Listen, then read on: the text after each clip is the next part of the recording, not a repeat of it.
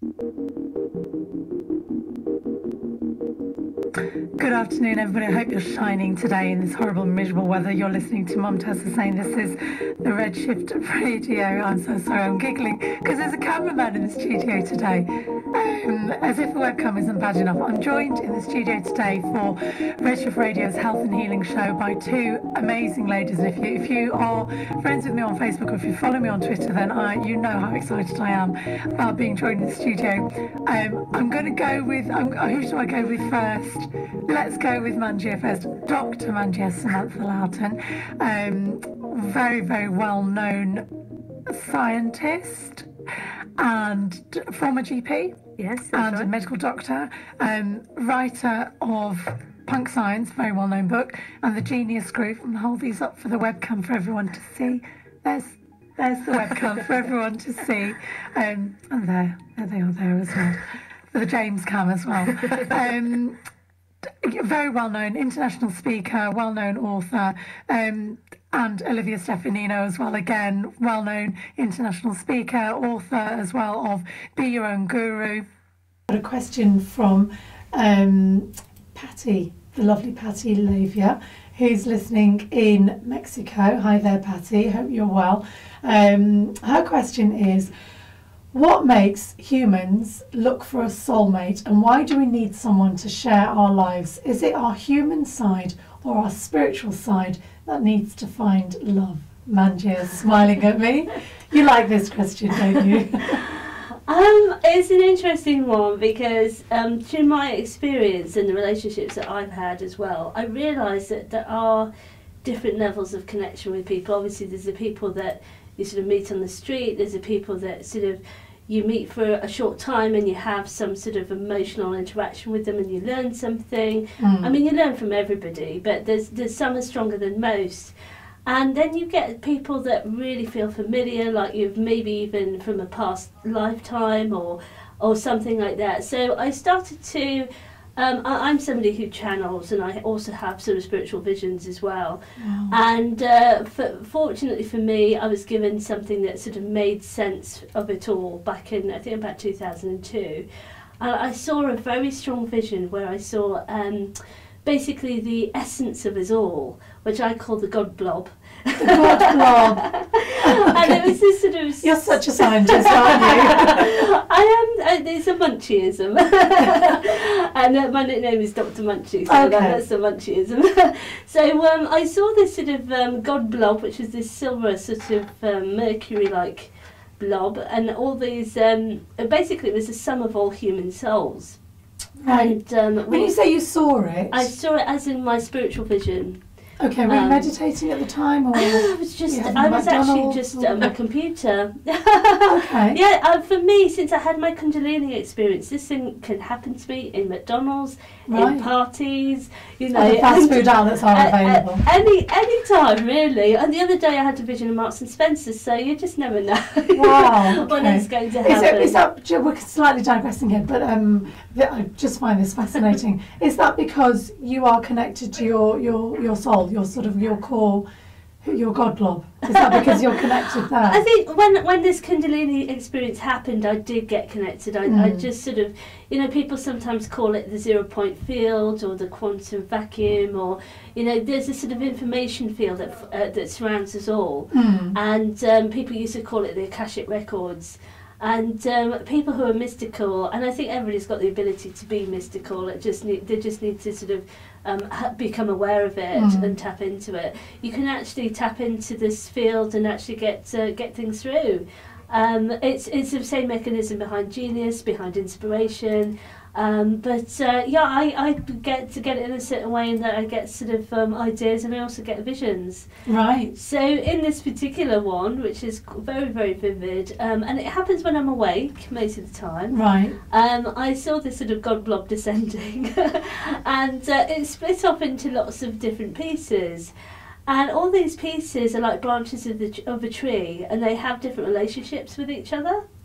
And at the top of the relationship, you get sort of, when you first split off, your soul first splits off from the God blob, it's something called a twin ray.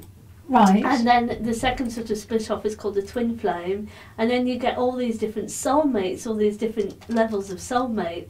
So I think what we're doing as people is somewhere we understand that we've been split off from the original God blob, Right. and we want to get back there somehow.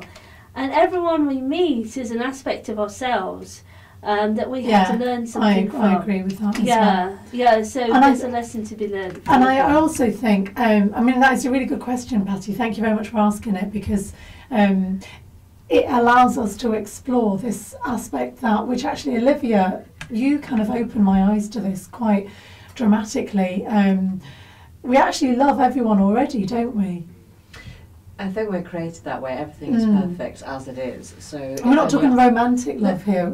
It's well, not romantic love or anything else. So I think if we were to take away our egos, our personalities, our experience, our history, then we would be perfect love.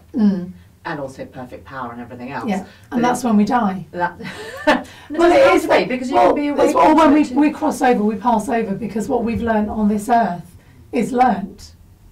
Yeah, you could say we're a product of our history, or perhaps the soul invitation is a product of who we can be, our full potential. And I think, personally, when we actually work with people who are our soulmates, whether we fall in love with them or whatever it is, it's because we need to be learning something from them. I'm blessed to be in a new relationship myself now, and it really does feel like Congratulations. I know, it's cool. It does feel like from someone who's been single for like ever. I'm sorry, I'm not going to gloat. That's okay. No, gloat away. It's only because some of it might rub off on. Only because I can touch into my goblob, not shows how much I care. But one of the things we found from being with each other is that we've discovered ourselves through each other. So we've actually helped each other to understand or to shine the light on those areas that perhaps aren't serving us anymore. Fabulous. So it's not all just of rosy. Well, it feels like it is, but it's done with a sense of love and equality as well. I do love the beginning part of relationships when everything's really it is rosy and it is all kind of But I've been in other beginnings of relationships too, and then sometimes there's almost the looking for the gap. The bits that don't quite fit, the bits that aren't quite comfortable, and you think, oh, I'll just sort of sweep them under the table. But when you have that sense of that soulmate connection or twin flame connection, then there's that sense of actually being together, of doing it as a real team. It's probably one of those things that everybody else has discovered years ago, and I'm going, woo! First time for me. Well, I think Patty should be very happy with that answer then. So you're perfectly normal, Patty. Everything is okay. Keep looking, and don't worry, don't question yourself. And do you know what? I didn't plan this at all, but guess what song is on the playlist? It's Train, Hey Soul Sister. See, you think I planned it, I don't. Dear Mumtaz, I like that part. I feel like an agony aunt when I do this bit. I love it, okay, but I'm not. Dear Mumtaz, if my daughter's listening, she's going to be so ashamed of me right now. I apologise, Yasmin. It's funny, but today the question kept cropping up time and time again. Why are you single? She's not talking about me, she's talking about herself. And the reason which I so often tell myself is that I'm busy, I've got a full-on career, I've got 2 teenage kids, I don't want or need a relationship, or do I? The truth is I'm an attractive, funny, articulate 35-year-old with lots to offer, but I can't be bothered. Yes, that's right, I can't be bothered to search or chase, etc. As I'm a firm believer in what will be, will be. But I also find that most people are rather boring, and I got told by my boss today, who sees her 45 hours a week, and therefore apparently he knows her, she got told by her boss that she's too fussy. Now apparently her kids have said the same. Now her relationship query is, should you ever settle for less than what you imagine to be perfection? Or, violin time, will I be alone forever? But then she says, which doesn't really bother me, lol. Now I think her lol is massive there. It's like, it says so much. So she wants to know what your advice would be, my dearest Olivia. Wow, where do you begin? There's a lot to cram in there, isn't there? I think relationships actually are about what can I give as well as what can I take. I think love is the perfect balance of giving and receiving. If it's not in that balance, then you end up with all sorts of problems panning out a bit later on.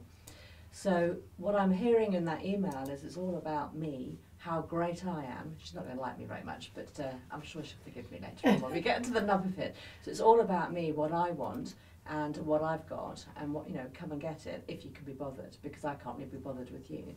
If you were to see what she's written by somebody, maybe on one of the dating agencies, would you actually want to be associated with somebody who couldn't be bothered? So really, Yeah, it's like, not a well, if you warm can't thing, bother, is it? why should anybody else Yeah. be bothered to spend Yeah. time with you? Yeah. Mm. So that's the harsh bit over. I think I would then say, in a way, it's about, I think, starting to make a relationship with yourself first. Mhm. Thinking about what is it that's important. And life is meant to be lived in a happy way. I'm just discovering that now. And I've Yeah. always lived in a very sort of responsible, doing the right thing, Yeah. making sure everybody else is looked after, which is probably exactly where she is as well, which is why she doesn't have the time, Mm. or so she feels, to have the relationship. And yet, I think if we start to lighten up a little bit and start to think about those things that are really important. You know, I take people on all sorts of different meditations and journeys, and sometimes to the end of their life, and nobody ever gets to the end thinking, wow, I wish I'd gone to more meetings, Yeah. or I wish I'd done more sort of good things, Mm. you know, good in inverted commas, but it's actually about who they wanted to spend time with, who Yeah. made them feel alive, who made them feel happy. Yeah, because happiness is your birthright, which is what I always say on my So show. there you go. Yeah. So I think my first invitation actually would be first, see what you can do to form a relationship with yourself, and Yeah. fall in love with yourself Mhm. first. I That's how it actually, goes. yeah, I mean, I actually wrote a blog about this a long time ago, where it's exactly what you just said. So imagine if you arrived at you arrived at your relationship at the same time as your prospective partner, and you both brought a bag with you, and the contents of the bag were what you were going to put into the relationship. So if you empty the contents of your bag out onto your fictional relationship table, and in your bag you've got miserable, moody, can't be bothered, lazy, unhappy, all those kind of things, hoping that the other person is going to unpack the love, the joy, the happiness, the support, the encouragement, you're going to find that you're actually sitting at that table on your own. So basically it was sort of saying exactly what you're saying, which is that you have to look at what you're bringing into the relationship. And if you're bringing this whole element of I'm just too tired, I'm busy, I'm tired, you're building up barriers, aren't you? Yeah, you certainly I are. think she's protecting herself as well. She's been terribly hurt. It sounds like she's been terribly hurt in the past, and this can't be bothered. It's because she just is so afraid of being hurt again. Yeah. And that's just so common with people. And what's the answer to that? Well, I think the sort of work that Olivia does as well is about resolving the emotions within, and it takes some courage to actually start to face what's within us. Yeah, and with a sense of vulnerability, but also being strong-hearted, open-hearted. Yeah, as well. absolutely. But I mean, once you start to do this work, it is hard when you start to face yourself. But when you get to the other side, the shift in it actually shifts you. It shifts your energy field, and it actually might just attract someone into her life once she goes through that process, because her vibration will then be different. Yeah. And according to physics, vibrations Absolutely, yeah. attract, and it's a law of attraction. Yeah, as we so know. what we give out, we get back, and Yeah. it's like a boomerang, isn't it? So Yeah. whatever you throw out there, you're going to get that back. So if you, Shirin, this is directly to you, my lovely, forget about who they are, their background, their job, forget about all of that. Just think about what you're bringing and what you're putting out there and what your vibes are. Would you agree, ladies? Yeah, I'd absolutely agree with that. And I think also it was Gandhi, wasn't it, who said, be the change Yes. that you want to see. Yeah. And I think, how about being the person that you would like to attract? Yeah. Because as you say, absolutely, Manjir, is going to really raise your vibration and get Yeah. you to where you want to be. That's fantastic advice, yeah. And it works. Brilliant. Oh, is that what you did? It is. For your lovely new man? Yeah. Oh. It works, Shirin, there is hope. Have you got a little bit red there? And I did what Olivia said. I actually started, completed the relationship with myself, and as soon as I did that, I met